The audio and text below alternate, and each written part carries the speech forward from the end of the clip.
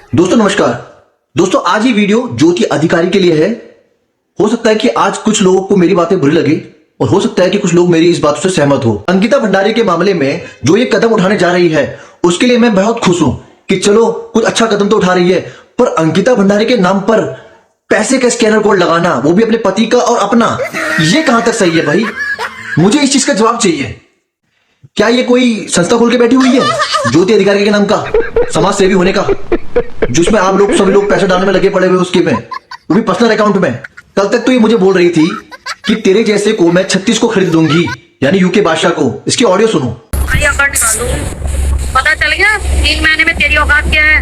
तू वही का वही दिहाड़ी मजदूर रहा, मैं कहां से कहां पहुंच गई हूँ। तो जैसे को 36 को खरीद लूंगी मैं। आपको समझ में आ रहा है? हमारे इर्द गिर्द घूमने की औकात है तेरी, हमसे बराबरी मत किया कर। अब क्या हो गया? अब क्यों विकारण बन गई भाई? क्यों लोगों से पैसा मांग रही है? क्यों कह रही है लोगों से कि मुझे पैसा चाहिए, मुझे पैसे इकट्ठा करना है, मुझे उसके घर पे जाना है?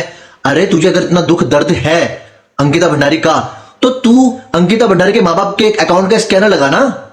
अपने और अपने पति का स्कैनर कोड क्यों लगा रही है अकाउंट का? क्यों? अरे जो अंकिता भंडारी वाला केस हुआ है वो तेरे घर का हुआ है क्या? जिसके घर का हुआ है उसके माँ बाप के स्कैनर कोड लगाना चाहिए तुझे, ना कि अपना। आई समझ? जब तू नन्ही परी के मामले में पिथौरागढ़ जाकर बोल रही थी कि मैं पूरे पिथौरागढ़ को फूक दूंगी अगर इसको न्याय नहीं मिलता है, तो क्या तूने फूका? तू तो हल्द्वानी को आधा जलाने की बात भी कर रही थी, क्या तूने जलाया?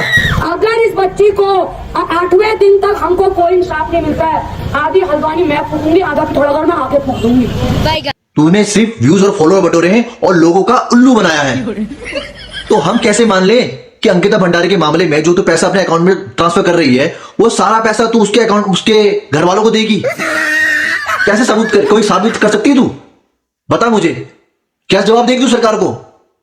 अगर तू इतना पैसा तू अपने अकाउंट में ट्रांसफर करवा रही है लोगों से अपने और अपने पति के अकाउंट में, क्या ये जायज है? दोस्तों मुझे इतना बताओ।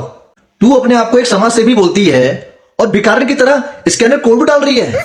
फोटो तो बड़ी लगा रही तू नहीं है समाज सेवी अंकिता भंडारी के मामले पे आवाज उठाने वाली। अरे आवाज उठा, अच्छी बात है, हम भी उठा रहे हैं, सब लोग उठा रहे हैं। पूरे बड़े बड़े क्रिएटर, हरियाणा के क्रिएटर जोगिंदर थारा भाई जोगिंदर भी उठा रहा है। लेकिन तूने कितनी गंदी हरकतें कर दी है यार, अपना अकाउंट का स्कैनर कोड लगा के और अपने पति का भी स्कैनर कोड लगा के। वाह न्याय की देवी वाह।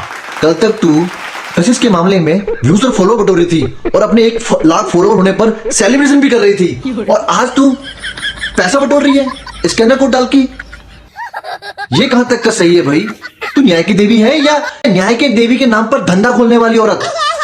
मुझे तो इस बात का समझ ही नहीं आता है कि है कौन ये औरत। मुझे तो ये सिर्फ पगली औरत नजर आती है।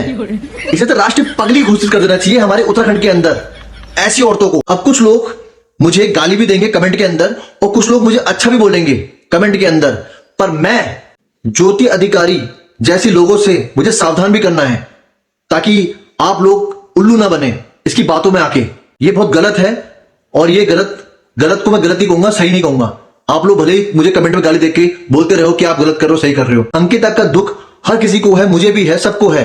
तो इसका मतलब ये नहीं कि मैं अपना अकाउंट भरूं और लोगों के आगे पागलों वाली बातें करूं जो कि ये कर रही है लोगों के आगे।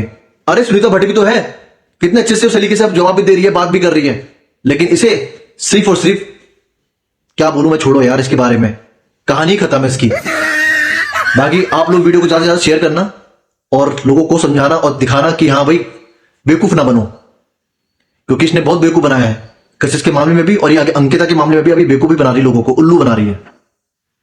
जय देवभूमि, जय उत्तराखंड।